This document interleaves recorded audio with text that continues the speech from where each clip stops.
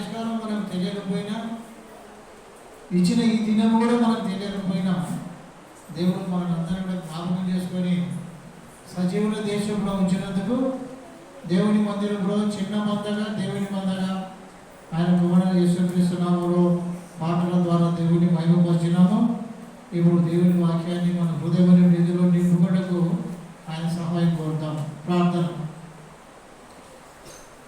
సమస్తమును నా స్వాధీనంలో ఉన్నవని సెలవిచ్చిన మా గొప్ప దేవ, సమస్తాధికారములను సమస్త సృష్టికి ఆధారభూతులైన మీరు, మా జన్మకు ఆధారభూతులైన మీరు మమ్మల్ని ఎరిగిన వారై ఈ రోజు వరకు కూడా మేము ఏమైనామో ఎరిగిన వారైంది. మా క్రియల చొప్పున మా ప్రతిఫలం ఇచ్చి మా బలహీనత మీరు భరించి మాకు స్వస్థత కలుగజేసి ఆదరించినందుకు మీ మందిరంలో మేమందరం చిన్న మందగా మీ మందగా చేరి పాటల ద్వారా నేను మహిమపరిచినాము. ఇప్పుడు మీ వాక్యం చేత మా హృదయాన్ని ఇప్పుడు సిద్ధపడుతుండగా మాట్లాడుతున్న మీ దాసుని మాతో మాట్లాడమని క్రీస్తు యేసు నామమున ప్రార్థించి వేడుకుంటున్నాము తండ్రి. ఆమేన్. సువార్త అంటే ఏంటి? సువార్త అంటే సువార్త విశ్వసందేశం సార్, విశ్వసందేశం సువార్త. సువార్త అంటే 1 కొరింథీ 15వ అధ్యాయములో ఈ దినమున మనమందరం కూడా దేవుని గురించినటువంటి సత్యం ఏమైంది, ఆ సత్యం మనం ఎవరు అని చెప్పి మనం తెలుసుకున్నాం. దాని తర్వాత దీని గురించి చెప్తూ నేను ముందుకు సాగుతాను. సువార్త అంటే చదవండి. మౌత్ పీస్ ఎక్కడ విన్నారు?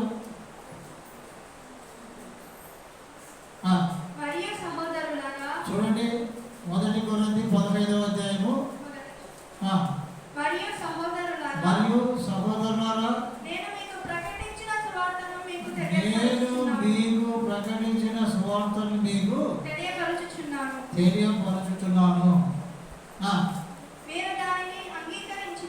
మీరు దానిని అంగీకరించితిరి. ఏ స్వార్థని ఇది చెప్తున్నా? నేను మీకు తెలియపరిచిన స్వార్థను మీరు అంగీకరించితిరి. దానిని నేను మీకు దాని నిలిచి. ఏ దాని ఏందో? సువార్త ఏంటి? సువార్త అంటే ఏంటో మనకు తెలుస్తుంది. ఇంకా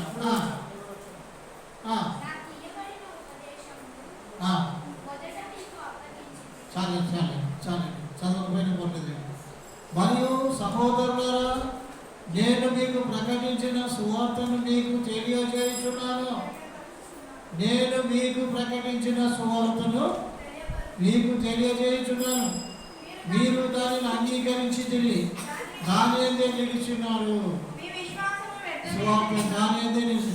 మీ విశ్వాసము వ్యర్థమైతేనే కానీ నేను ఏ ఉపదేశ రూపముగా సువార్త మీకు ప్రకటించుతునో ఆ ఉపదేశమును మీరు గట్టిగా పట్టుకొని ఉన్నాయి కదా, ఆ సువార్త వలన మీరు రక్షణ పొందువారు. ఆ సువార్త అంటూ ఏ సువార్త అని చెప్తే కింది వచనంలో దేవుడు మనకి సెలవుస్తున్నాడు. నాకు ఇవ్వబడిన ఉపదేశమును మొదట నీకు అప్పగించి తిని. అదేమనగా చూడండి, అదేమనగా లేఖనముల ప్రకారము క్రీస్తు మన పాపముల నిమిత్తము మృతి పొందెను. సువార్త ఆ సువార్త ప్రకారం కదా. ఆ సువార్త ఏంటంటే లేఖనముల ప్రకారము క్రీస్తు మన పాపముల నిమిత్తము మృతి పొందెను, సమాధి చేయబడెను. మొదటిది. లేఖన ప్రకారము 3వ దినమందు లేపబడెను. ఎంత మంచి మాట చూడండి. ఆయన కేఫాకును తర్వాత 12 కనపడెను. అటు మిమ్మట 500కు ఎక్కువైన సహోదరులకు అప్పగింపబడెను. సహోదరులకు ఒక్క సమయం ముందే కనపడెను. చూడండి, లేఖన ప్రకారము క్రీస్తు మన పాపముల నిమిత్తము మరణించినాడు, సమాధి చేయబడినాడు, తిరిగి లేచినాడు. ఇది సువార్త. క్రీస్తు సువార్త అంటే ఏమంటే ఆయన మరణము, సమాధి, పునరుత్థానం. ఇది సువార్త. ఎప్పుడైనా ఎవరైనా ఎక్కడైనా ఏ స్థలంలోనైనా సేవకులు వచ్చినా ఇంకొకరు వచ్చి ఏదైనా అడిగినా సువార్త అంటే ఏమంటే మంచి వార్త సువార్త అంటారు కదా. సువార్త అంటే 1 కొరింథీ 15వ అధ్యాయం 3వ వచనం బాగుంది సార్ అని చెప్పాలి. ఏమిటి? లేఖన ప్రకారంగా క్రీస్తు మన పాపముల నిమిత్తం మరణించినాడు, సమాధి చేయబడినాడు, తిరిగి లేచినాడు మూడవ దినమున. ఇది సువార్త. ఈ సువార్తను అంగీకరించిన వారు ఈ సువార్త ప్రకారంగా నడుస్తూ నిలిచినారు కాబట్టి మీరు ధన్యులు అని తనతో కూడా ఉన్న వారందరి గురించి అపోస్తలుడైన పౌలు ఆత్మచేత సెలవిస్తున్నాడు. ఆ సువార్త ఎవరి ద్వారా వచ్చింది అంటే యేసుక్రీస్తు ద్వారానే సువార్త వచ్చింది. ఏ సువార్త అంటే క్రీస్తు యొక్క మరణ సమాధి పునరుద్ధారణ గురించిన సువార్త. ఆ సువార్తను దేవుడు మనకు అప్పగించినాడు, ఆ బోధను మనకు అప్పగించినాడు. ఆ బోధ, ఆ సువార్త ఒక్కటే. యూదా పత్రికలో చెప్తే బోధను మనకు దేవుడు ఒక్కటైన బోధను మనకు అప్పగించినాడు. ఆ బోధ విషయంలో మనం జాగ్రత్త కలిగి బ్రతికితే భూమి మీద బ్రతికిన కాలం అంతా కూడా నమ్మకమైన రాయబారుగా, ఔషధం వంటి వారుగా ఉంటామని చెప్తుంది. అందుకే సత్యములకు మరి ఆపోజిట్, సత్యములకు భిన్నమేముంది? సత్యం అంటే ఇదే సత్య స్వార్థం. సత్యం అంటే సత్యం కదా. కాబట్టి ఈ సత్యం ఎవరైనారు, ఈ బోధ ఎవరైనారు, ఈ స్వార్థ ఎవరైనారంటే దేవుడు సెలవిస్తున్నాడు తన పిల్లలతో. ఆయన కూడా చెప్పాడు ఇక్కడ పౌలు అక్కడ వారందరూ కూడా నేను ప్రకటించిన స్వార్థ ద్వారానే మీరు స్థిరపరచబడినారు, నడిచినారు, ఏర్పాటు చేయబడినారు అని చెప్పినారు కదా. దీన్ని అంతవరకు కొనసాగించండి అని చెప్తున్నాడు. యేసు ప్రభు కూడా చెప్తున్నాడు యోహాను సువార్త 14వ అధ్యాయంలో 6వ వచన భాగంలో అంటున్నాడు, నేనే మార్గము సత్యము జీవమునైనాను అని చెప్తున్నాడు. ఇది నేనే మార్గము సత్యము జీవమునైనాను అంటున్నాడు.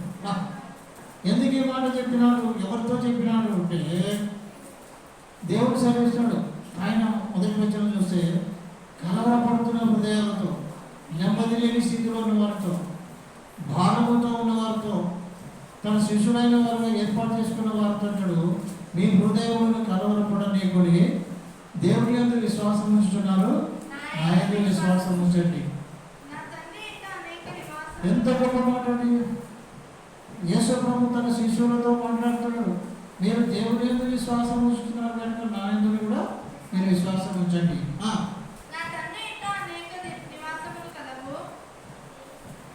నా తండ్రి ఇంట అనేక నివాసం. యేసు ప్రభు నా తండ్రి దగ్గర అనేక నివాసములు ఉన్నాయి, లేని ఎడల మీతో చెప్పుదును. ఈ లోక యాత్రను ముగించడానికి ముందు, తండ్రి దగ్గరికి పోవడానికి ముందు, శ్రమ పడవలసిన దినములన్నీ నాకు సమీపంగా ఉన్నామని చెప్పి తలంచి ఆయన ఈ విధంగా మాట్లాడుతున్నాడు. నా తండ్రి దగ్గర అనేక నివాస స్థలములు కలవు, లేని ఎడల మీతో చెప్పుదును, మీకు స్థలము సిద్ధపరచి వెళుతున్నాను. నేను వెళ్ళి మీకు స్థలము సిద్ధపరచిన ఎడల నేనుండు స్థలములో మీరును ఉండులాగున నా యుద్ధం నుండుటకు తీసుకొని పోదు. నేను మళ్ళా వచ్చి తీసుకుపోతాను. ఎవరి దగ్గర ఉండడానికి? నా దగ్గర ఉండడానికి మళ్ళా వచ్చి నిన్ను తీసుకొని పోతాను. పోవడానికి ముందు కింది వచనం ఏమన్నాడు? నేను వెళ్ళుచున్న స్థలము మార్గము మీకు తెలియనని చెప్పాను. అందరికీ తెలియదు కానీ నీకు ఒక్కరికి తెలుసు. ఎవరికి? ఈ క్రీస్తు సంఘ స్వార్థ ఎవరైతే విని క్రీస్తు సంఘ స్వార్థ ద్వారా ఎవరైతే నడిపించబడతారో, క్రీస్తు సంఘ స్వార్థ సత్యమైనదని ఎవరైతే తెలుసుకుంటారో వారికి దేవుడు ముందుగానే అన్ని విషయాలు తెలుపుతాడు. దాన్ని అనుసరించి నడచడానికి వారికి శక్తి అనుగ్రహిస్తున్నాడు దేవుడు. అందుకొరకనే ఈ మాట కొనసాగుదాం. నేను వెళ్ళుచున్న స్థలమునకు మార్గము మీకు తెలియని చెప్పాను. అందుకు తోమా ప్రభువా ఎక్కడికి వెళ్తున్నావో మాకు తెలియదే, ఎక్కడ వెళ్తున్నావో మాకు తెలియదని యేసుప్రభు శిష్యులు తోమా అడుగుతున్నాడు. యేసుప్రభు అది మాకేమో తెలుగుమయ్యా, మీ మార్గం ఉండడం అన్నాడు. ఇప్పుడు అంటున్నాడు యేసు ఎంత మంచి మాట. నేనే మార్గము సత్యమును జీవమును, నా ద్వారానే తప్ప ఎవరు తండ్రి దగ్గరకు రాడు. నా బోధ ఎవరైతే నిలిచి ముందుకు సాగుతారో, ఎవరైతే నన్ను ముందు నడిపించాలని ఆశపడతారో వారు ఎప్పుడు కూడా నా తండ్రి దగ్గర రావడానికి సిద్ధమయ్యారు. ఒకవేళ నా తండ్రి దగ్గర రావాలనుకుంటే నా దగ్గర నుండే రావాలి. నన్ను అనుసరించే వాళ్ళంతా కూడా నా దగ్గర నుంచి తండ్రి దగ్గర రాగలుగుతాడు. అందువరకనే దేవుడి మాట సెలవిస్తున్నాడు చూడండి. నేనే మార్గము సత్యము జీవమైన కదా, సత్యము అన్నాడు. సత్యము అన్న దానికి దేవుడు అని అర్థం కదా. నేనే మార్గము సత్యము జీవము నేనే అన్నాడు కాబట్టి యేసు ప్రభువు అయినాడు. ఆ సత్యమును గురించి సామెతల గ్రంథం 23వ అధ్యాయం 23వ వచనంలో సత్యమును అమ్మివేయక కొని ఉంచుకొనుము అన్నాడు. చదవగా సత్యమును అమ్మివేయక కొని ఉంచుకుంటే భిన్నమైన బోధన వైపు తిరుగుతున్నారు. సత్యాన్ని అంటే దేవుని అమ్మివేస్తున్నారు. చదవగా సత్యమును అమ్మివేయక అది ప్రతి ఒక్కరు కూడా సత్యాన్ని అమ్మివేయకుండా కొని ఉంచుకోండి. సత్యం అంటే ఎవరు? దేవుడు కదా. నేనే మార్గము సత్యము జీవనం. ఆ సత్యాన్ని అమ్ముకున్న వాళ్ళు ఎవరు? సత్యాన్ని అమ్ముకున్న వాళ్ళు ఎవరు? ఇస్కరియోతు యూదా యేసు ప్రభువును 30 వెండి నాణేలకు అమ్మేసినాడు. అందుకే సత్యమును అమ్మివేయక కొని ఉంచుకొనుము అంటున్నాడు. సత్యమును అమ్మివేయకుండా ఎందుకు అంటే సత్యమును ఎందుకు అమ్మివేయంటే సత్యము దేవుడు అయినాడు అంటే అబద్ధం దేవుడు కాదు కదా. సత్యానికి ఆపోజిట్ అబద్ధం, సత్యానికి భిన్నమైనది అబద్ధం. ఇది శత్రువు అయినటువంటి సాతాను వాడి యొక్క బోధ. కాబట్టి ఆ బోధను ఎవరైతే అంగీకరిస్తాడో వాడు దేవుని అమ్మివేసిన వాడు అవుతాడు. దేవుని నమ్మినామని చెప్పుకుంటూ దేవుని నమ్మనట్టుగా ప్రవర్తించేవాడు చాలా దండి ఉన్నారు. అయితే అటువంటి వారి విషయంలో మీరు జాగ్రత్తగా ఉండి సత్యమును అమ్మివేయక దాన్ని కొని ఉంచుకొనుము అన్నాడు. సత్యాన్ని ఎందుకు కొని ఉంచుకోవాలా? సత్యము కొని ఉంచుకోవడానికి కారణం ఏంటి? సత్యము ప్రియమైనదిగా ఉంది అని జకర్యా గ్రంథం 8వ అధ్యాయంలో సత్యమును ప్రియమైన దానిగా ఎంచుకునేవారు. జకర్యా గ్రంథము 8వ అధ్యాయము 19వ వచన భాగంలో సత్యమును అమ్మివేయవద్దండి అని ఇక్కడ చెప్పిన మాటను బట్టి ఇక్కడ సమాధానం ఏంటంటే జకర్యా 8వ అధ్యాయం 19వ వచన భాగం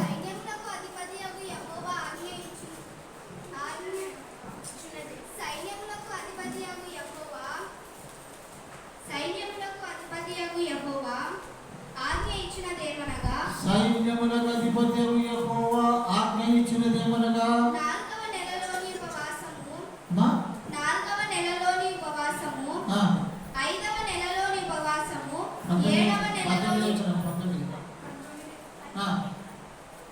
7వ నెలలోనిది ఉపవాసము యూదా ఇంటి వారితో సంతోషమును ఉత్సాహమును పుట్టించు.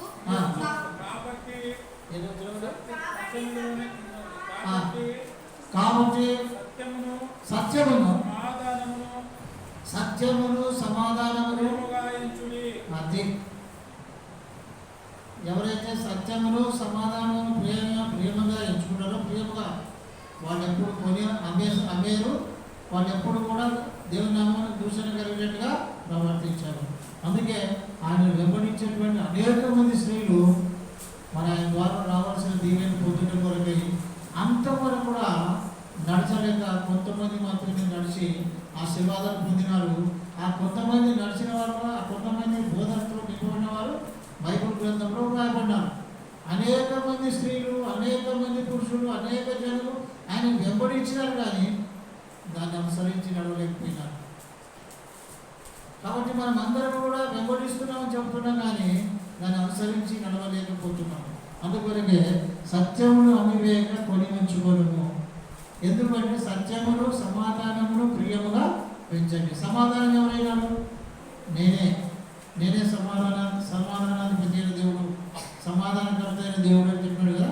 ఆ రెండింటినీ కూడా మనము అమలు వేసుకుని ఉండగా కొని ఉంచుకునే వారు ఉండాలి.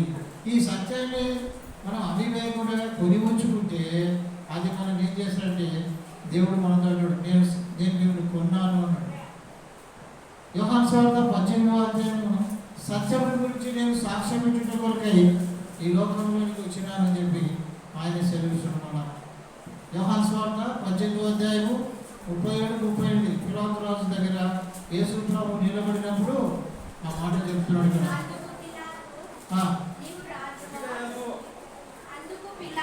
అందుకు పిలాతు నీవు రాజువా యేసు ప్రభు అంటే నువ్వు రాజువా అని ఆయనను అడుగగా రాజునే. సత్యమును గూర్చి సాక్ష్యం ఇచ్చుటకు నేను పుట్టితిని. యేసు ప్రభు ఎందుకు పుట్టాడు? సత్యమును గురించి సాక్ష్యం ఇచ్చుటకు పుట్టినాడు. సత్యమును గురించి సాక్ష్యం చెప్పడానికి పుట్టిన ఈయన నేనే మార్గము నేనే సత్యం చెప్తున్నాడు కదా. అందువరకనే సత్యమును గురించి సాక్ష్యం ఇచ్చుటకు నేను పుట్టితిని.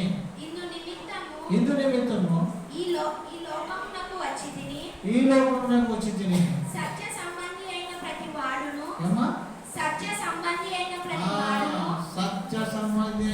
వాడును నా మాట వినుననెను. ఎవరైతే సత్య సువార్తలో నిజమైన సువార్తలో యేసుక్రీస్తు సువార్తలో ఉంటారో వాళ్ళు ఆయన సంబంధులు ఉంటారు. మరి మీరు ఎవరి సంబంధులు? మేము చర్చ్ ఆఫ్ క్రైస్ట్, మేము క్రీస్తు సంఘ సభ్యులము. మా సాయిబాబా సంజీవనంలో కర్నూలు పట్టణంలో క్రీస్తు సంఘం ఉంది. ఈరోజు మరి ఒక కార్యక్రమానికి వచ్చిన వాళ్ళు పెద్దలు వచ్చి ఈరోజు చూస్తున్నారు. వాళ్ళు అంటున్నారు ఇక్కడ ఈ కర్నూలు పట్టణంలో ఈ విధంగా క్రీస్తు సంఘం కూడా ఉంటే చాలా ఆశ్చర్యం సమస్యకి ఉన్నమాట. కొంతమంది అయినా కొద్దిమంది అయినా అందరూ వస్తారా అన్నాడు. ఇక్కడ అందరూ రావయ్యా, కొంతమంది మాత్రమే వస్తారు ఇక్కడికి అని చెప్పి చెప్తే సత్యానికి ఎవరైనా కూడా అంతే సార్. ఏది సార్ మీ క్రీస్తు సంఘం అని చెప్పినాడు. బోర్డు కూడా చూస్తారు క్రీస్తు సంఘము. మరి క్రీస్తు సంఘము సత్యమైన సంఘము, స్వతంత్రత ఇచ్చే సంఘం అది. కాబట్టి నేను ఏమన్నాడు? సత్య సంబంధులు మీరు నా మాటను అనుసరించి నడిస్తే. సత్య సంబంధి అయిన ప్రతి వాడును నా మాట వినుమనెను. అందుకు పిలాతు సత్య సంబంధి అయిన వాడు నా మాట వినుడు. సత్య సంబంధి అయిన వాడు ఎప్పుడైతే దేవుని మాట వినిందని అనుసరించి నడుస్తాడో వాడు ఏమనుకుంటాడట? 1 తిమోతి 3:15 చెప్తే సంఘము సత్యమునకు సంభవమును ఆధారమైనదని అపోస్తలుడైన పౌలు తిమోతి ద్వారా మాట్లాడుతాడు. ఇక్కడ చదువునే ఉంటాడు. ఆ సువార్త అన్నాడు కదా ఇక్కడ. ఇప్పుడు ఆ సువార్త అంటే సంఘము. సంఘం ఎవరు? దేవుడిది, దేవుని సువార్త. ఆ సువార్త, ఆ సంఘము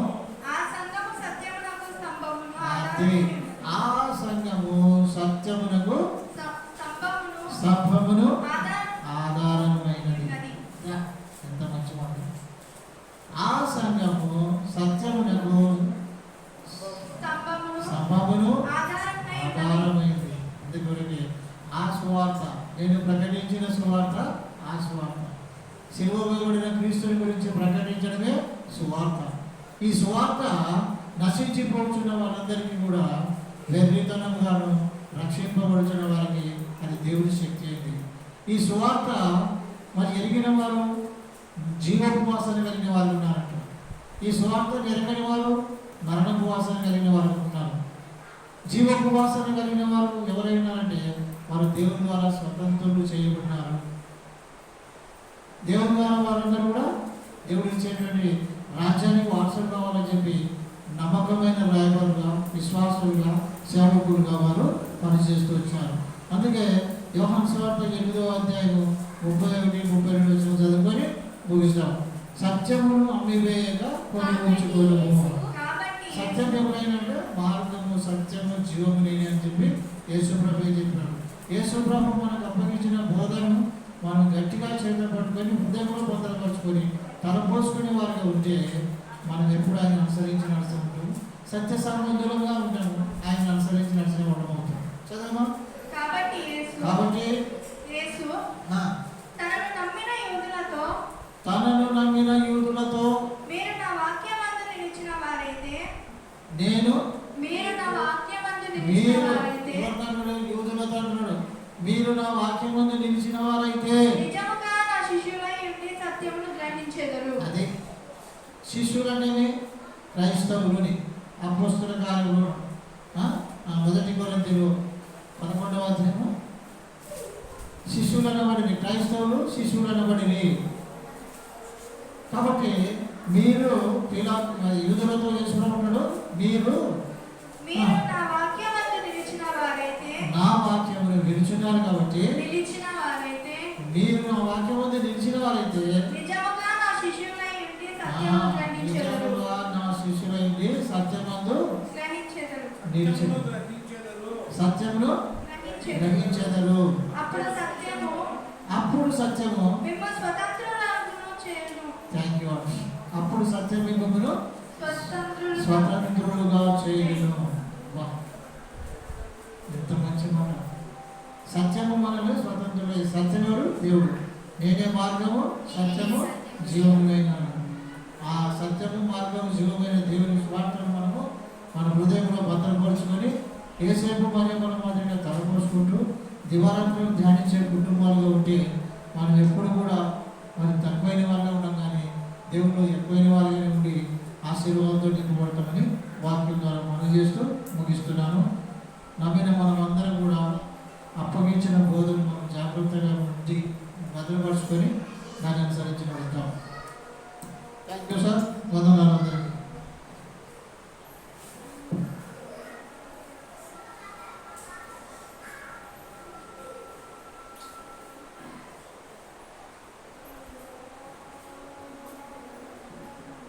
ప్రియమైన వాళ్ళారా, మనమందరం కూడా సత్యముగా ప్రవర్తించి సత్యముగా ఉండాలని దేవుని కోరిక. కానీ సాతాను మనల్ని సత్యములో ఉండనియదు.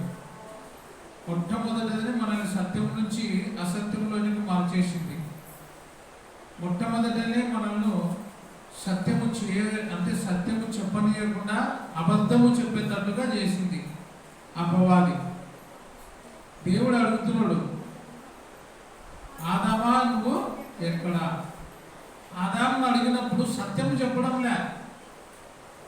ఆదాము అడిగినప్పుడు దేవుడు ఆదామును అడిగినప్పుడు ఏమంటాడంటే, దేవుడు ఏం చెప్పినాడు? ఈ పండు తినమున నిశ్చయముగా మీరు చస్తారు అని చెప్పినాడు.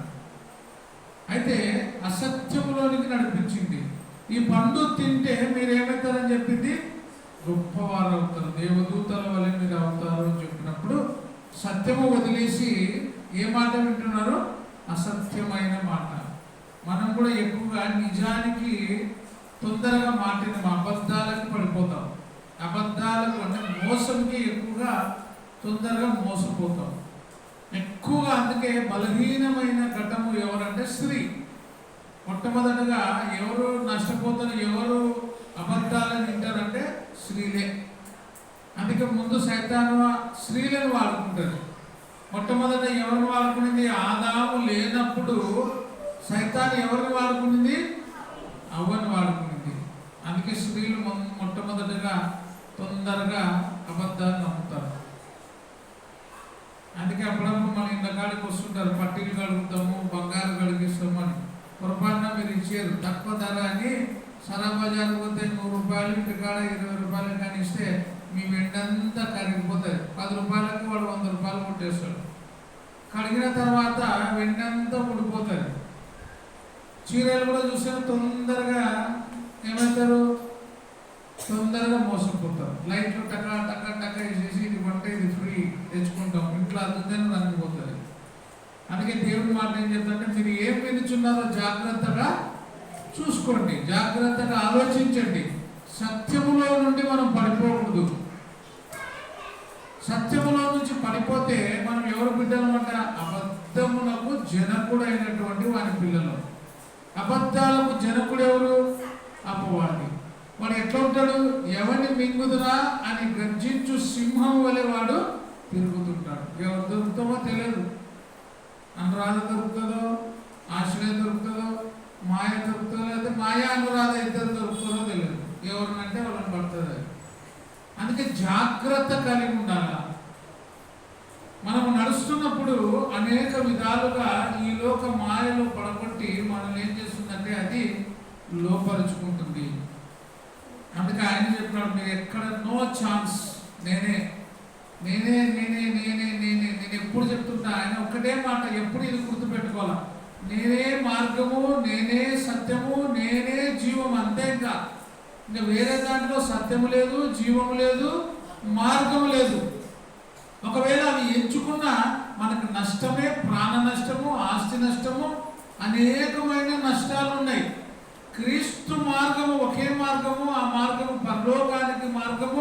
ఆ మార్గం మనం మరణించినా కూడా మన ఆత్మ ఎప్పుడు కూడా సంతోషంగా ఉండేటట్లు తీసుకుపోయేటువంటి మార్గమే క్రీస్తు. అందుకే నన్ను పోలి మీరు నడుచుకునండి అని చెప్తుంది. కాబట్టి మనం అందరం ఆయనను పోలి ఆయన వాక్య ప్రకారంగా నడుచుకొని మరణం వరకు నమ్మకంగా బ్రతకాలని దేవుని మాట ద్వారా తెలియజేస్తున్నాం. ప్రార్థన చేసుకుందాం.